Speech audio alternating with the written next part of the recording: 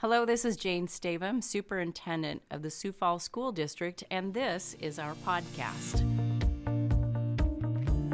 Join us for an audible look inside the Sioux Falls School District, where we'll put a spotlight on the people, places, and practices of our district. Hello, everybody. Welcome back to our podcast. I'm Jane Stavem, and I am so pleased today to have our brand new almost principal. You're still finishing your semester in the district where you serve currently out in Chamberlain, but you're going to be joining us next year to be at the brand new LeBeau Elementary School. So welcome, Patrick Purdy. Thank you very much. I appreciate that. Yeah. So we want to find out a little bit about you, and then I'm going to ask you some questions about what you've been doing to get ready for next year, how you open a new school, because you have done that once already. And so that was part of the clincher for choosing you for this spot is, we're counting on you to know what you're doing. But let's back up a few steps and talk about where you grew up. Give us the trajectory. All right. So I am originally from Grand Island, Nebraska. I went to Grand Island Northwest, graduated from there, and then moved on up to Sioux Falls, where I went to the University of Sioux Falls. That then took me on a path to teaching. Started out down in Lenox, where I served 9 years teaching fifth grade there. And finally got hired out in Chamberlain for the last 4 years as an administrator out there. And my wife's family is from around the area. And so we were kind of looking for, kind of that just right opportunity to potentially get back into closer to family. It's very important to us. And we happened to stumble upon this brand new opportunity and brand new opening. And like you said, I had just opened a brand new building. We're still going through those speed bumps right now of getting through the first full year of how that operates and how it looks. And now here we are working on getting our way into Marcella LeBeau opened up and started and all the processes. Now, I just have to hand it to you for applying, because most people would think, oh, they're never going to hire somebody from outside to open a new building. Why did you think that you might have a shot at it? Let's say I don't know if I do agree with that, because I've been in enough admin interviews where I've heard the word no, that I'm not afraid to put myself out there, but also I really felt confident with opening the brand new building that I had a solid chance. And we have implemented a number of programs that are similar and that are the same as what Sioux Falls School District is doing. So I think that was also a key pivotal piece in me really thinking I had a relatively really good shot at landing the job. And that's good. And we always want the right person. We talk about that and the right match. And with every hire that we do, those are the things that we're looking for. And so I'm glad that you took the risk.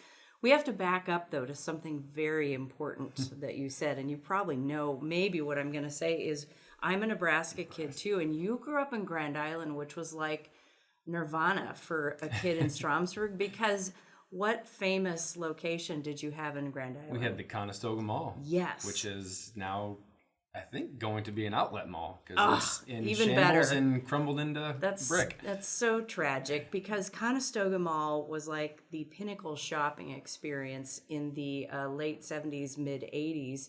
And I can even tell you, if I walk through that mall, which I have been in a few times since, I can tell you where the store was where I bought my prom dress for my senior prom. It was a magical moment in Grand Island for me. The other magical place in Grand Island was Dresbach's. Yes. What was Dresbach's? My mother worked there, actually. Oh, really? For a while. I believe that would have been, I think that might have been her, like in her college days coming back. She went to University of Nebraska at Kearney, which would have been Kearney State at that point.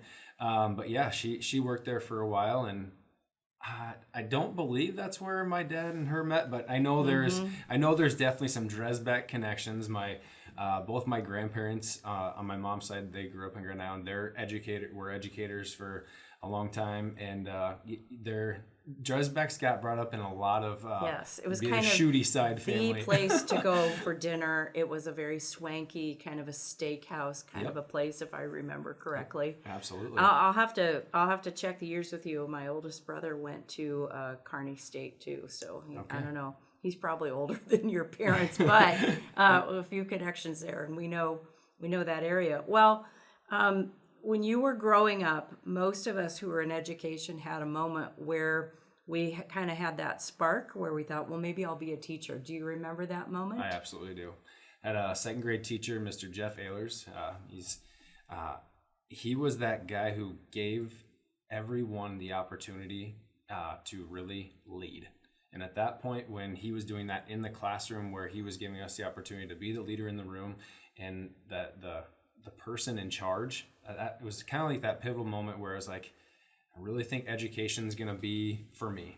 And it kind of just, I have family educators, all of that kind of played into the fact that going off to college, I really wanted to stay in the sports life too, and teaching leads right into coaching, and was fortunate enough to I was able to do that for all the years that I was teaching, and actually for the last 2 years as well in Chamberlain. Got right back into it and stepped in as the assistant coach out there for volleyball again. So it's been fun. Coaching is what I love. My 3 boys are very sportsy and they're very outgoing, and so it's fun. I'm getting to help do some volunteer coaching for some of their stuff going on right now, and getting to see them grow, and just all kids grow, and something that I love outside of education which would be that athletics piece. So, and that's nice of you to mention all kids, but let's just be real. It's really fun to coach your own kids, especially if they're athletic. It also creates its own extra challenges. Yes, it does, because then you always have that your kid gets to play and mine doesn't thing that lurks there. It does. You said second grade, and for me, I even wrote a journal article about it quite a while ago now, but it was my second grade leadership. It was called the Blue Chair Leadership Moment, and it was when my second grade teacher left the room, and I said it was probably when she went to the teacher's lounge to smoke, because she would just disappear for a good 45 minutes, and somebody had to be in charge, and that was me.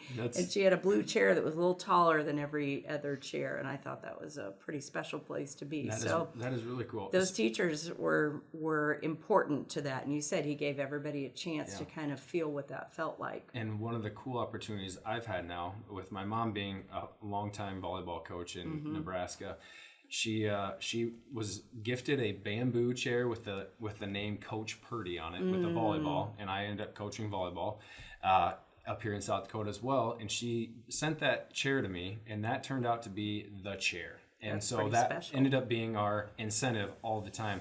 If you do this, you get to be in the Purdy chair. And so now, as an administrator for the last 4 years, we put it on our PBIS incentive. That's what the kids are earning their Cub Treks, and they're able to sit in the Coach Purdy chair, and that goes to class with them for the day. And it's just one of those highlights that hopefully that's rubbing off and letting them get that feeling as well, and continue to build our educators, which we know we're short on. Yeah, it's a great culture building piece, and so. Now you're working on culture, and I'm sure you'll bring the chair with you. Absolutely. How do you do that when there's nobody there yet? What a fun opportunity to just really grow and brand ourselves. We're very fortunate. We're going to be spending time with community next week. Be back here again to get our mascot and our colors decided. So I think that's going to really help kind of brand and shape what's going to come. And then getting to hire the rest of our staff, and then really working on what our culture will look like, and how we want to grow our students in this ever-changing world, which, big mission there, which we will really emphasize on how important it is to grow the whole child. Right. Yeah. And I think it's really interesting when you think about that. You take these random people that have never worked together, and now you have to craft something. And I can't think that there's anything more fun than that, really, in our profession.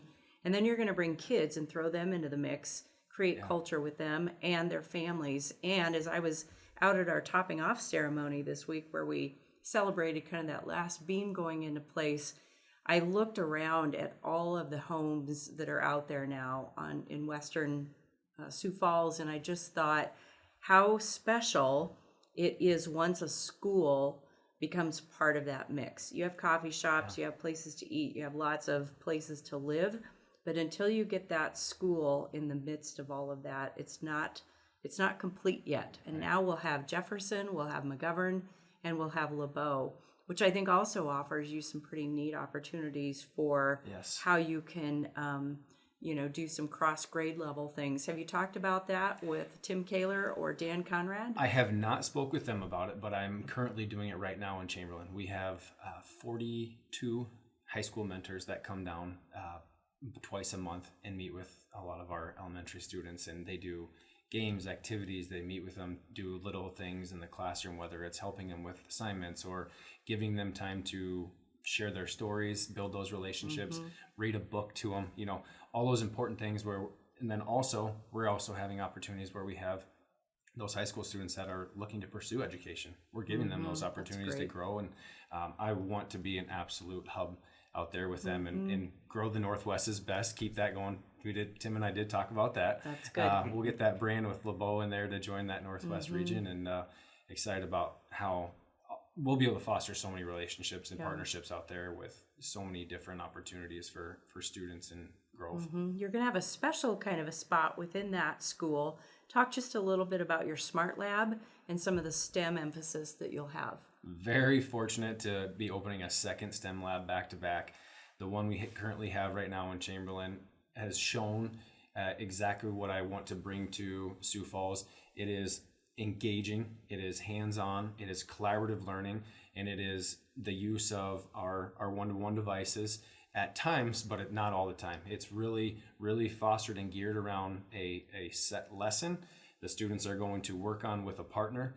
They will utilize their device to kind of give them direction, but a lot of it is hands-on, utilizing those manipulative experiential learning. It 100% is, and it's extremely engaging, and the kids absolutely love it. I got to tell you, the best story I heard all November is from, as like attending all the basketball games and wrestling matches, parents coming up, Mr. Purdy, where on earth do we got to find this gift? And all these gifts these parents are asking about are coming from the STEM lab. And I was like, you need to talk to Mrs. Nelson and have her get you a link, and so you can get this stuff ordered, because every kid wanted something from the STEM lab for Christmas, which was really cool. That's great. Yeah.